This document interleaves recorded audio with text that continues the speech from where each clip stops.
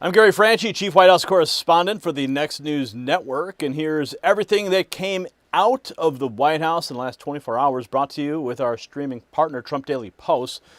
President Trump flew to Geneva, Ohio tonight, stepped off Air Force One into pouring rain, and walked into a stadium full of American kids competing for the country's 250th birthday. He also killed Medicaid funding for gender transition surgeries and hormones on minors. And he told Iran that if they want to talk compensation, they can start writing checks for our dead. And so here's the day. From the morning's pool report, White House advisor Peter Navarro walked past the press desk and told reporters he'd take questions outside at 10:30 this morning, and he did for 25 minutes. Navarro used it to push his New York Post piece on the newly released documents about how the Russia investigation actually started. He praised Senator Chuck Grassley's committee work, demanded subpoenas go out now, and openly ripped Congressman Jim Jordan for what he called a weak effort on the House Judiciary Committee on election fraud and weaponization.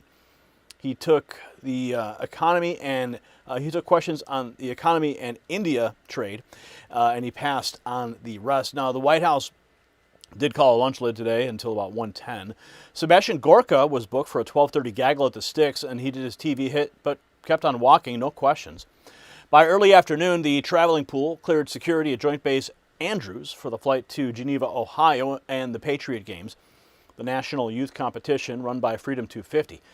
At 3:30, the in-town pool got the call to gather at the Ellipse. The motorcade rolled in at 3:25, and President Trump boarded Marine One moments later and then lifted off with a second helicopter alongside.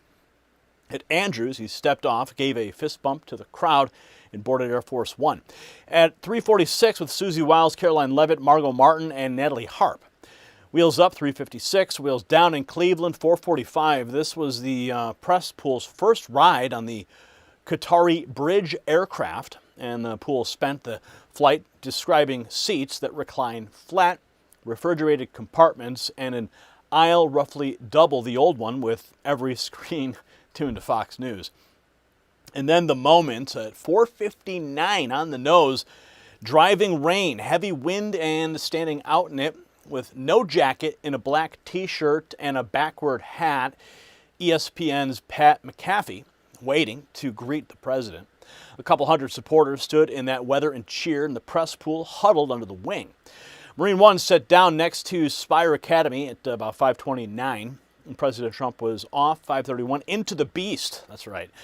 Inside the indoor practice field, red, white, and blue stages, the presidential seal, and a scoreboard frozen at 47-45. The clock was reading 2026, and 121 athletes entered through flames in America-themed jerseys with medals already around their necks, seated around the president.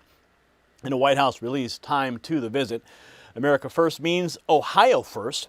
Working families' tax cuts deliver $3.4 billion in overtime deductions to Ohioans, zero federal tax on Social Security for 1.4 million seniors, 208,000 jobs protected, $37 billion in state GDP preserved. Statewide homicides fell 16.1%. And Electra is putting $850 million into Springfield. Stellantis, $400 million into Toledo.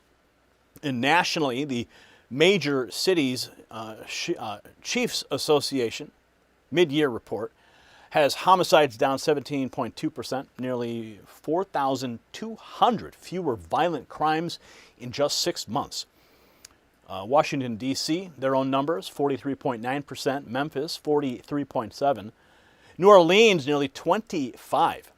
Analysts now say the murder rate is tracking towards the lowest, ready for this, in 126 years.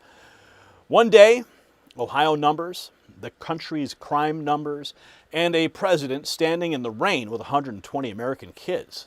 And that's your White House rundown.